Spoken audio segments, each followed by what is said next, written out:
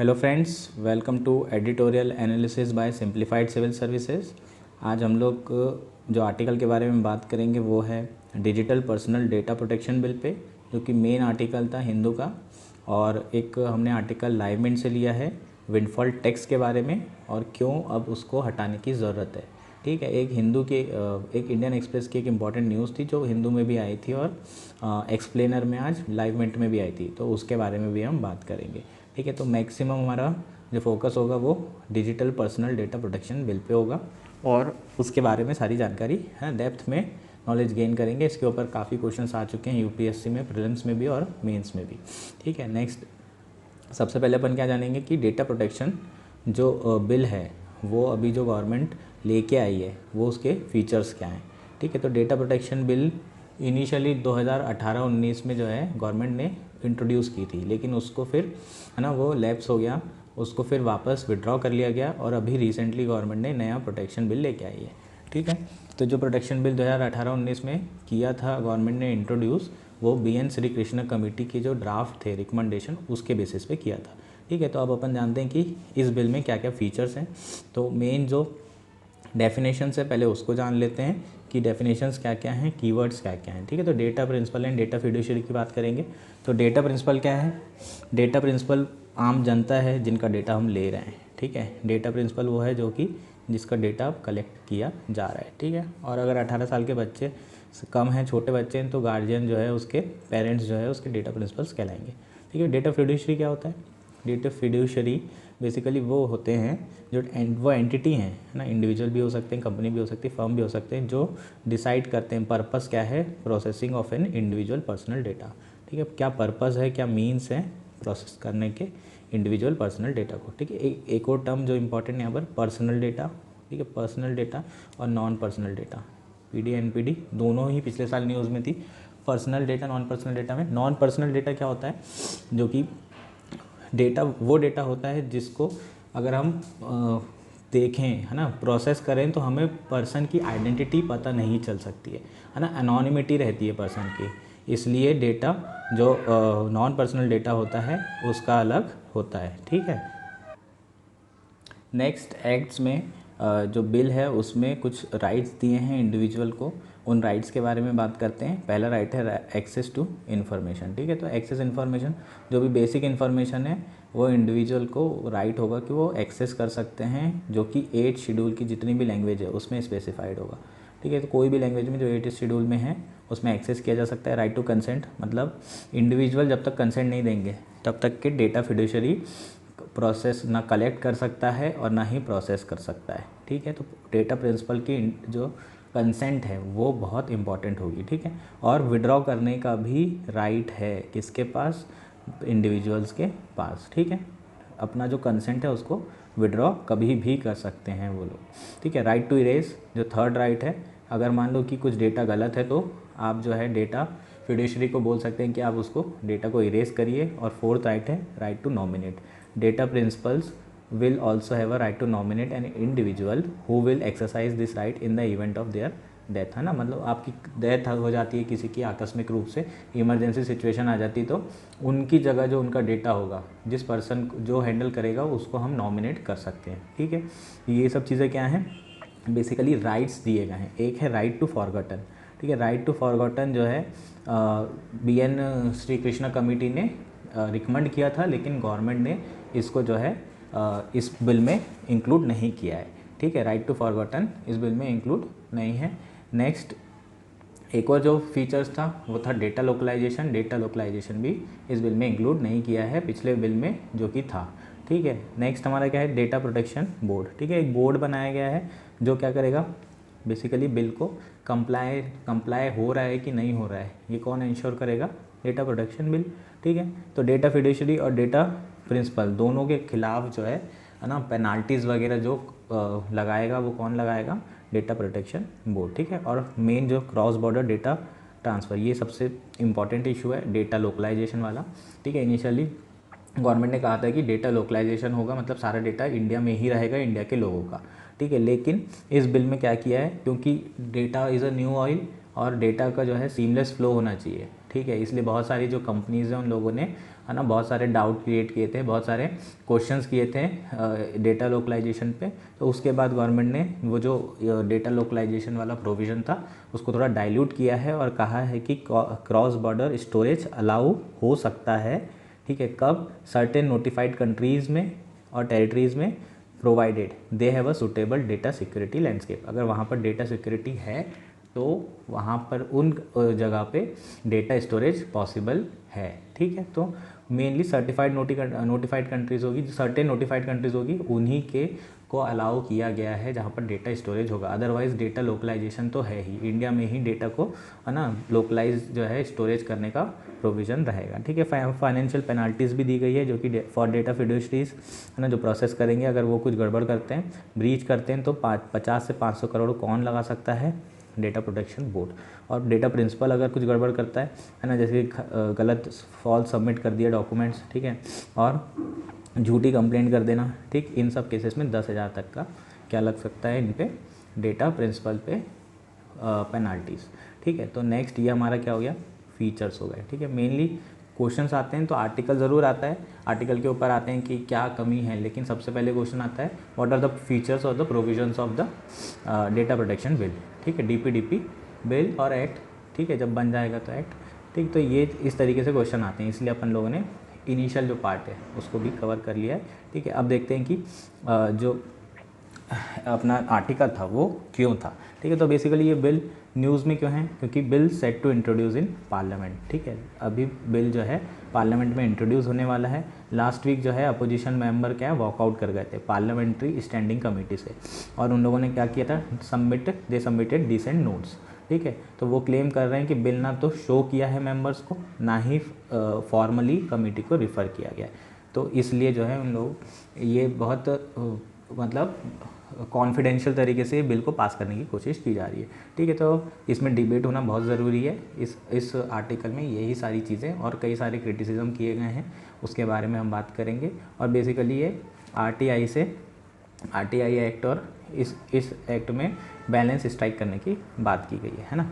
तो अपन पहले जान लेते हैं कि क्या क्या इश्यूज़ हैं आरटीआई एक्ट और इसमें, ठीक है। तो पहली क्रिटिसिज्म क्या है, इसमें आरटीआई एक्ट को अमेंड करने के लिए कहा गया है, ठीक है। तो आरटीआई एक्ट को क्या कहा गया है कि अमेंड किया जाए, ठीक है। It has a provisions to include RTI, ठीक है। बेसिकली आरटीआई एक्ट क्या करता है, आरटीआई एक्ट इन्फॉर्मेशन देता है, 2005 में, है ना, लागू हुआ था ये। और इन्फॉर्मेशन मिलती है, जो इन्फॉर्मेशन होती है वो इन्फॉर्मेशन जो पीपल होते हैं, लोगों को, है ना, डेमोक्रेटिक कंट्री में बहुत इंपॉर्टेंट है वो इन्फॉर्मेशन।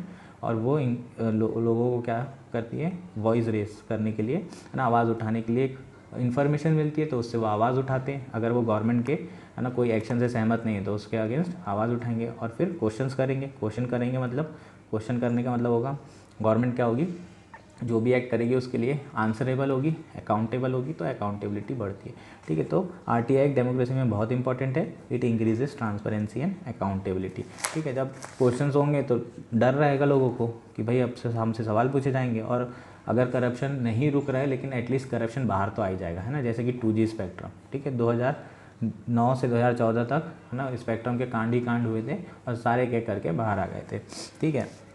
आरटीआई से जो इन्फॉर्मेशन मिलती है उससे सोशल ऑडिटिंग होती है, जिसके कारण, है ना, रिसेंटली देखा गया है कि जो कवरेज है जो भी पुअर और मार्जिनलाइज लोगों के लिए पीडीएस और अदर स्कीम्स में, है ना, वो इम्प्रूव हुआ है, ठीक है। जो भी सोशल एक्टिविस्ट हैं वो लोगों के कारण जो है आरटीआई से काफ़ी ज़्यादा जो है गवर्नेंस इम्प्रूव हो रही है, ठीक है। तो आरटीआई में ऑलरेडी ही एग्जेम्पशंस हैं, ठीक है। ऑलरेडी क्या एग्जेम्पशंस हैं कि अगर आप देखेंगे मैक्सिमम लोगों को पता ही होगा कि आरटीआई के एग्जेम्पशन सेक्शन 8 में है, ठीक है। सेक्शन 8 में क्या है, क्या लिखा है कि पर्सनल इन्फॉर्मेशन आपको नहीं देनी है अगर जो है जो इन्फॉर्मेशन है वो पब्लिक इंटरेस्ट की नहीं है ना, कोई रिलेशन नहीं है पब्लिक इंटरेस्ट से, ठीक, no relation with public interest, और if the information is sought in such a that it would cause unwarranted invasion of privacy, है ना। तो अगर लोगों की प्राइवेसी, अननेसेसरली प्राइवेसी का हनन हो रहा है तो वो इन्फॉर्मेशन देने की ज़रूरत नहीं है। अगर उसका कोई पब्लिक इंटरेस्ट नहीं है तो वो इन्फॉर्मेशन देने की ज़रूरत नहीं है। तो ये बेसिकली एक्ट जो है ना, प्राइवेसी के अगेंस्ट, ठीक है। हम क्या कर रहे हैं, आरटीआई में प्राइवेसी को ख़त्म कर रहे हैं, ठीक है, ताकि इन्फॉर्मेशन बाहर आ सके। लेकिन प्राइवेसी, लोगों की प्राइवेसी नहीं, पब्लिक अथॉरिटी की प्राइवेसी को ख़त्म कर रहे हैं, है ना, कॉन्फिडेंशियल सीक्रेट्स को ख़त्म कर रहे हैं, ठीक। और इस एक्ट में जो है गवर्नमेंट क्या कर रही है, लोगों के जो पर्सनल डेटा है उसको सिक्योर कर रही है, जो प्राइवेसी प्रोवाइड कर रही है। तो दोनों ही ये एक्ट कन्फ्लिक्ट में आ रहे हैं, लेकिन ऐसा कह नहीं सकते, क्योंकि गवर्नमेंट मतलब अगर आप स्ट्राइक करेंगे बैलेंस, जो कि AP शाह कमेटी ने भी कहा था कि स्ट्राइक करने की ज़रूरत है दोनों में, और ज़रूरी नहीं है कि दोनों एक्ट जो है एक दूसरे के अगेंस्ट में हैं, ठीक है। तो फिर इससे जो है ये प्रोविजंस ऑलरेडी हैं, और इस प्रोविज़न के ऑलरेडी होने के बावजूद भी अगर गवर्नमेंट इसे प्रोविजंस को अमेंड करती है तो उससे क्या होगा, जो अकाउंटेबिलिटी रिजीम है ना डेमोक्रेसी में इंडिया में, उसको बहुत बड़ा झटका लगेगा, ठीक है। तो there is a need to strike a balance between as suggested by justice AP Shah report on privacy between the RTI and DPDP bill, ठीक है। तो ये हमें करने की ज़रूरत है, ठीक। नेक्स्ट जो इशू है इस बिल में, जो कि बहुत इंपॉर्टेंट इशू है ना, कि सबसे ज़्यादा हमें बचाना, ये बिल जो है किसके लिए है ना, सबसे ज़्यादा गवर्नमेंट ही सर्वेलेंस करती है, सबसे ज़्यादा डेटा किसके पास है, गवर्नमेंट के पास। सबसे ज़्यादा थ्रेट किसका है, प्राइवेसी का खोने से, मतलब प्राइवेसी खोने का थ्रेट इंडिविजुअल को है, और किससे है, गवर्नमेंट से है, ठीक है। तो अगर गवर्नमेंट से ही थ्रेट है और गवर्नमेंट ही एग्जम्पशन ऐसे दे देती है जिसमें खुद को इस एक्ट के बाहर रखती है, तो एक्ट का कोई मतलब है, ऑलमोस्ट ना के बराबर, ठीक है। तो बिल क्या किया है, बिल में जो है गवर्नमेंट ने एम्पावर किया है किसको, एग्जीक्यूटिव को, कि they can draft rules and through notification, ठीक है। ये क्या कर सकते हैं, नोटिफिकेशन और रूल्स को ड्राफ्ट कर सकते हैं ऑन वेरियस इशू, ठीक है। लेकिन कौन सा इशू एक जो इसमें हाईलाइट किया है कि central government can exempt any government even private sector entity from application of provision of the law by merely issuing a notification. मतलब क्या हो रहा है कि सेंट्रल गवर्नमेंट जो है क्या कर रही है, सिर्फ नोटिफिकेशन इशू करके, है ना, मान लो कि UIDAI है ना, जो आधार का क्या करती है, मैनेज करती है डेटा को, अगर उसको एग्जाम्प्ट कर दे दिस लॉ से, so they can violate the right of data principals, है ना। तो UIDAI अगर इस एक्ट से बाहर हो जाए तो फिर सेंस ही क्या रहा इस एक्ट का, समझ में आया क्या। तो गवर्नमेंट जो जिसका अगेंस्ट डेटा प्रोटेक्शन चाहिए वो ही इस एक्ट में नहीं है, तो बेसिकली इस एक्ट का रेलेवेंस ही धीरे धीरे ख़त्म हो जाएगा, ठीक है। ये कौन कह रहा है, ये आर्टिकल वाले कह रहे हैं, ठीक है। उसके बाद जो नेक्स्ट पॉइंट है वो है कि ऑटोनॉमी बिल्कुल नहीं है, किसको, बोर्ड को, डेटा प्रोटेक्शन बोर्ड। और इसमें ऑटोनॉमी जो BN श्रीकृष्ण कमेटी थी उनने प्रॉपरली इसको ऑटोनॉमस बनाया था, इंडिपेंडेंट बनाया था, गवर्नमेंट से थोड़ा अलग रखा था ना। और गवर्नमेंट ने क्या किया है, गवर्नमेंट ही क्या करेगी, डिटरमाइन करेगी कि कंपोजिशन और स्ट्रेंथ क्या हो बोर्ड की, प्रोसेस ऑफ सिलेक्शन क्या हो, है ना। तो ये सब सारी चीज़ें अगर गवर्नमेंट ही रह के डिसाइड करेगी तो इसकी ऑलमोस्ट इंडिपेंडेंस क्या हो जाएगी, ख़त्म हो जाएगी, है ना। यहाँ पर लिखा हुआ है properly, government is empowered to determine the strength and the process of selection and the removal of chairperson and other thing, ठीक है। तो ये सब कौन करेगी, CEO को कौन अपॉइंट करेगा, गवर्नमेंट अपॉइंट करेगी। तो ऑलमोस्ट ख़त्म ही हो जाएगी इसकी ऑटोनॉमी, ठीक है। तो इसलिए, और ये डर है कि ये एप्रीहेंशन है कि ये क्या बन जाएगी, एक अनदर केज पैरेट, ठीक है। और किसको केज पैरेट बोलते हैं अपन, CBI, ठीक है। कौन ने कहा था, सुप्रीम कोर्ट ने कहा था केज पैरेट। इसलिए बिल को अमेंड करके BN श्रीकृष्ण द्वारा जो रिकमेंडेशन की गई थी उसको लेटर और स्पिरिट में फॉलो करने की ज़रूरत है, ठीक है। तो ये हमारा क्या था, पहला प्रोटेक्शन बिल था, डेटा प्रोटेक्शन बिल, जो कि अभी तक आया नहीं है और जिसकी बहुत ज़्यादा ज़रूरत है, ठीक है। नेक्स्ट इस पर कुछ इंडिया में जो डेटा प्रोटेक्शन रिजीम है वो कैसे स्ट्रेंथन हुई है, तो जनरली वो जो भी स्ट्रेंथन हुई है वो जुडिशरी के थ्रू ही हुई थी और एग्जीक्यूटिव के, है ना। तो एक तो जस्टिस पुट्टास्वामी जो केस है 2017 का, ठीक है, उसमें सुप्रीम कोर्ट ने क्या कहा था, right to privacy is a fundamental right under article 21। इस पर UPSC प्रीलिम्स में क्वेश्चन भी आ चुका है, ठीक है। BN श्रीकृष्ण कमेटी 2017 में बनी थी, उसने अपनी ड्राफ्ट जो है 2018 में सबमिट किया था। रिकमेंडेशन काय पे थी, है ना, restriction on processing and collection of data, data protection authority, ठीक है। यहाँ DPA का, ठीक है, वहाँ बोर्ड है, यहाँ पर DPA हुआ करता था और इसके पास काफ़ी पावर थी और ये जो है काफ़ी ज़्यादा स्ट्रॉन्ग थी, इंडिपेंडेंट थी। राइट टू बी फॉरगॉटन भी था इसमें, जो कि नए वाले में नहीं है, और डेटा लोकलाइजेशन की बात कही गई थी, ठीक है। और एक और जो अभी रिसेंटली आई है गाइडलाइंस, ठीक है, इन्फॉर्मेशन IT रूल्स 2021 के, इसमें सोशल मीडिया प्लेटफॉर्म पे, है ना, काफ़ी ज़्यादा जो है रिस्ट्रिक्शंस लगाए गए हैं इस डेटा प्रोटेक्शन के अंदर, ठीक है। तो ये हमारा बेसिकली रिजीम है डेटा प्रोटेक्शन की। उसके बाद जो नेक्स्ट है हमारा वो है क्वेश्चंस, ठीक है। हमारा कुछ क्वेश्चंस दिए हुए हैं। Right to privacy is protected under which article of constitution of India. 2021 में ये सवाल पूछा गया था, ठीक है। तो इसका आंसर ऑलमोस्ट सबको पता ही होगा और दिया भी हुआ है, अभी अपन ने बात भी की थी। आर्टिकल 21, ठीक है, काय में डिक्लेयर किया था ये, Puttaswamy versus union of India case, ठीक है। Right to privacy was declare as a fundamental right of by the supreme court of India, ठीक है।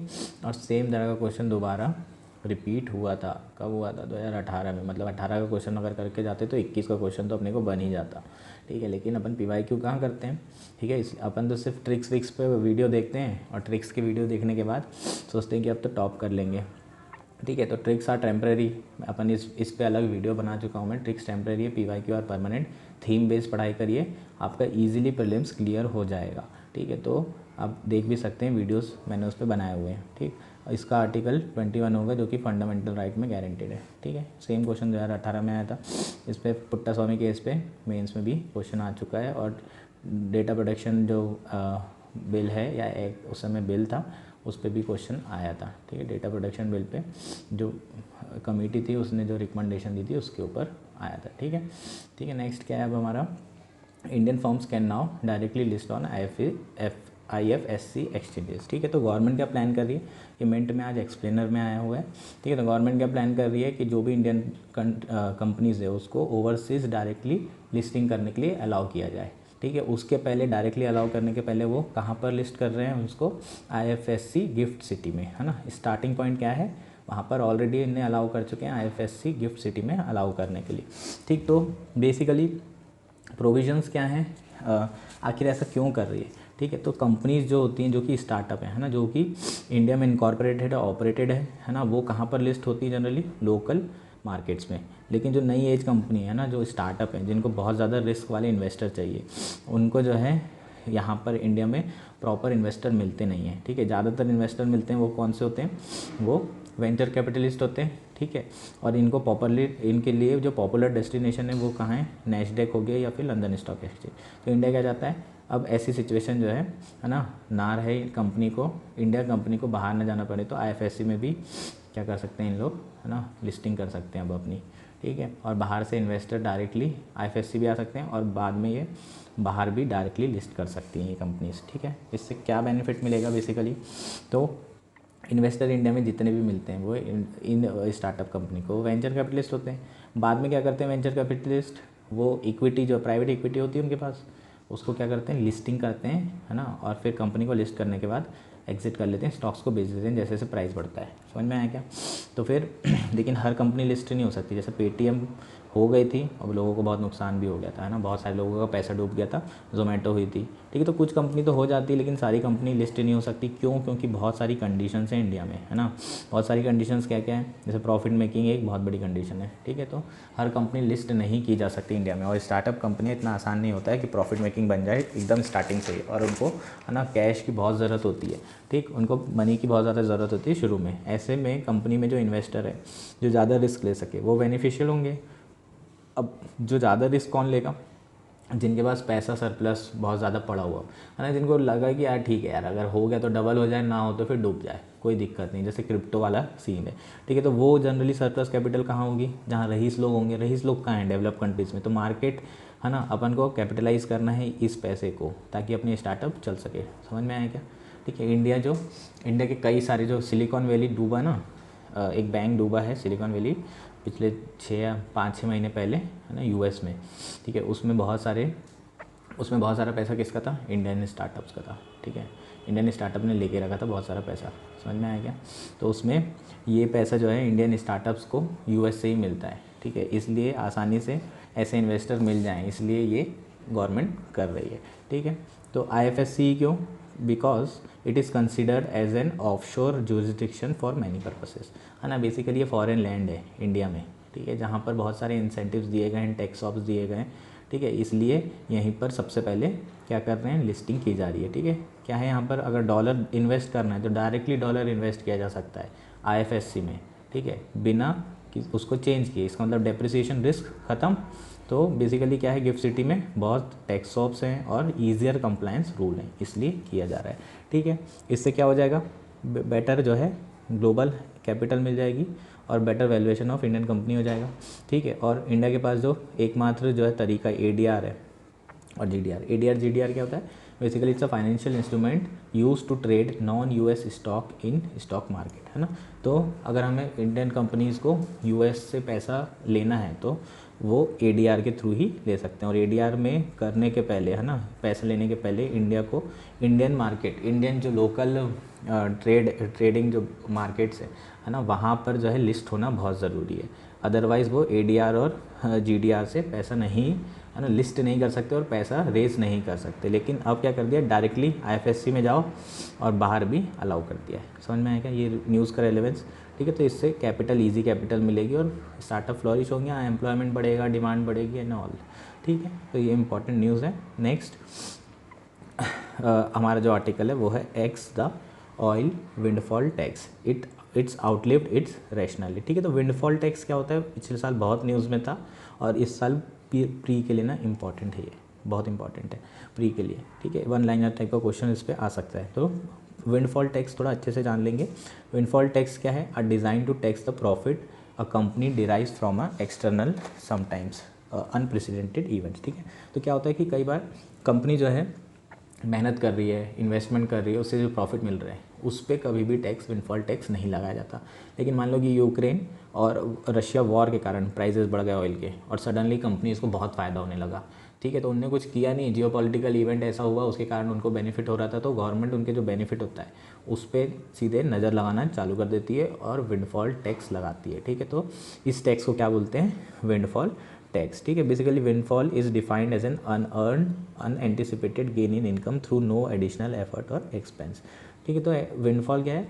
जो भी, है ना, अनएंटिसिपेटेड गेन हो रहे हैं इनकम के, उस पर अगर जो टैक्स लगे, तो बेसिकली ये प्रॉफिट पर टैक्स लगाया जाता है ना, जो अनएंटिसिपेटेड गेन है और जिसमें कोई मेहनत नहीं की गई है, ठीक है। It's a one of tax retrospectively, है ना, इसको वन ऑफ टैक्स है जो रेट्रोस्पेक्टिवली भी लगाया जा सकता है, ठीक है। और हमेशा चलने वाला टैक्स नहीं है, ठीक है। इसे कभी कभी लगाया जा सकता है, इसे रूटीनली ऑयल मार्केट में लगा रहे हैं और इसलिए ये न्यूज़ में डोमेस्टिक जो इंडस्ट्री है उस पर भी ये लगाया गया है ना। ये इंपॉर्टेंट पॉइंट है, डोमेस्टिक इंडस्ट्री पे भी लगाया गया है, ज़रूरी नहीं है कि सिर्फ फॉरेन वाली कंट्रीज, फॉरेन इंडस्ट्री पे ही लगाया जाए, ठीक है। तो ये इंपॉर्टेंट था विंडफॉल टैक्स, ठीक है। तो आर्टिकल क्या है? ये बोल रहा है कि अब विंडफॉल टैक्स की ज़रूरत नहीं है। क्यों नहीं है? क्योंकि अब इसने इसका जो रैशनल लेता है ना, जिसके लिए इसे लेके आए थे, अब इसकी वो ख़त्म हो चुका है, ठीक है। तो बेसिकली ये अपना रैशनल क्या था, ठीक है। तो अनअर्न्ड प्रॉफिट थे जिस पे टैक्स लगाया जा रहा था। दूसरा पेंडेमिक कारण था, ठीक है। पेंडेमिक के कारण अपन ये टैक्स लगा रहे थे और गवर्नमेंट को क्या चाहिए था उस समय? रेवेन्यू। बहुत ज़्यादा फिजिकल डेफिसिट हो गया था, 90% पब्लिक डेट हो गया था, public debt to GDP ratio, ठीक है। ये सब सारी चीज़ हो गई थी। उसके बाद वेलफेयर करना था, हेल्थ में इन्वेस्ट करना था, तो बहुत सारे ऐसे इश्यूज़ थे जिसके कारण हम लोगों ने ये टैक्स लगाया था, ठीक है। तो अब ये सारी चीज़ें हुए कहीं टाइम हो गया है और रिसेंटली न्यूज़ में आया है कि जो टैक्स है वो लगभग डबल हो गया है, ठीक है, रीसेंट गवर्नमेंट नोटिफिकेशन से, ठीक है। तो अब टैक्स डबल हो चुका है, जबकि इसको अब लगाने की ज़रूरत नहीं, क्योंकि ये वन ऑफ था, अब ज़रूरत नहीं है। अब अगर अब भी लगाएंगे तो it's kind of a greed, ठीक है। और उससे बहुत सारे इश्यूज़ भी आ जाएंगे। कैसे इशू आ जाएगा? एक तो परमानेंस वाला इशू आ जाएगा, ठीक है, कि एक बार लगा दिया तो ख़त्म ही नहीं हो रहा है, ठीक है। उसके बाद फिर आप दूसरा जो इशू क्या है मेन, तो मार्केट में अनसर्टेनिटी होगी, ठीक है। अगर गवर्नमेंट इस तरीके से बिहेव करेगी कि कभी भी कोई भी टैक्स लगा दिया, ठीक है, तो उससे मार्केट में अनसर्टेनिटी आएगी और लोगों का, इन्वेस्टर्स का जो कॉन्फिडेंस है ना वो डाउन हो जाएगा, तो इन्वेस्टमेंट कम हो जाएंगे, ठीक है। टैक्स स्टेबिलिटी नहीं रहेगी तो भी इन्वेस्टर, है ना, का मूड जो है ख़राब हो जाएगा। तो मार्केट में इतनी अनसर्टेनिटी आ जाएगी, है ना। और गवर्नमेंट का ज़्यादा से ज़्यादा रोल अच्छा नहीं होता है। गवर्नमेंट को कम से कम, ज़्यादा से ज़्यादा किसे बिहेव करना चाहिए, है ना, ज़्यादा से ज़्यादा किसे एक्ट करना चाहिए? मार्केट को, ठीक है। अब कंट्री में, अपनी कंट्री में ज़्यादा से ज़्यादा अपन मार्केट बेस्ड मैकेनिज़्म को सपोर्ट करते हैं, ठीक है। तो ये सब सारी चीज़ें हैं, ठीक है। It amount to excessive state intervention, ठीक है, ज़्यादा से ज़्यादा स्टेट इंटरवेंशन हो रहा है, डेट कॉजेज बिजनेस अनसर्टेनिटी, ठीक है। इसके कारण बिजनेस अनसर्टेनिटी हो रही है और वो जो स्टेबिलिटी है, एश्योरेंस ऑफ पॉलिसी स्टेबिलिटी, वो नहीं रह जाती है, तो बाहर इन्वेस्टर्स जो है आते नहीं है, ठीक है। इट्स अ पॉपुलिस्ट मूव, ठीक है, लोगों को दिखाने के लिए कि ये देखो इनके ऊपर, इन लोग ज़्यादा प्रॉफिट कमा रहे हैं तो हम उनसे टैक्स ले रहे हैं और गरीबों पे खर्चा कर रहे हैं, ठीक है। तो और एग्जिट प्रॉब्लम्स तो है, taxes tends to be sticky, वो तो हम देख ही रहे हैं कि ये जो है स्टिकी हो गया है और गवर्नमेंट रेवेन्यू लिए जा रही है, ठीक है। तो बेसिकली हमें इम्प्रूव करने की ज़रूरत है ऑयल मार्केट को, उसको GST में ला के, है ना। लेकिन अपन क्या कर रहे हैं, उल्टा उसमें विंडफॉल टैक्स लगा के और जो है मार्केट ख़राब हो रहा है। ठीक है, तो हमें क्या करने की ज़रूरत है, उसे जीएसटी में सब्स्यूम करने की ज़रूरत है। ठीक है, उसके साथ ही कंक्लूजन क्या हो जाएगा कि इंडिया को जो है स्टेबल मार्केट चाहिए और गवर्नमेंट इंटरवेंशन कम से कम चाहिए। ठीक है, तो मिनिमम गवर्नमेंट और मैक्सिमम गवर्नेंस जो है उसको फॉलो किया जाना चाहिए। समझ में आया? ये इम्पॉर्टेंट है क्योंकि इंडिया की इकोनॉमी जो है रिसेंटली पिछले 7-8 सालों में है ना उतना अच्छा नहीं कर रही है। बोल सकते हैं कि स्पेशली जो डीमोनेटाइजेशन है उसके बाद काफ़ी, और उसके बाद पेंडेमिक आ गया और अब धीरे धीरे जो है रिकवरी हो रही है। तो मार्केट को देखते हुए है ना बाकी जगह वर्ल्ड में भी बहुत ज़्यादा सिचुएशन अच्छी नहीं है, लेकिन क्योंकि इंडिया जो है ग्रोइंग इकोनॉमी है, बहुत तेज़ी से बढ़ रही है, तो इंडिया को मार्केट बेस्ड जो है मार्केट बेस्ड तरीक़ों पे भरोसा करना चाहिए और गवर्नमेंट इंटरवेंशन कम करना चाहिए। तो ये हमारे आज के 3 जो है इंपॉर्टेंट आर्टिकल्स हो गए। Thank you, enjoy your day.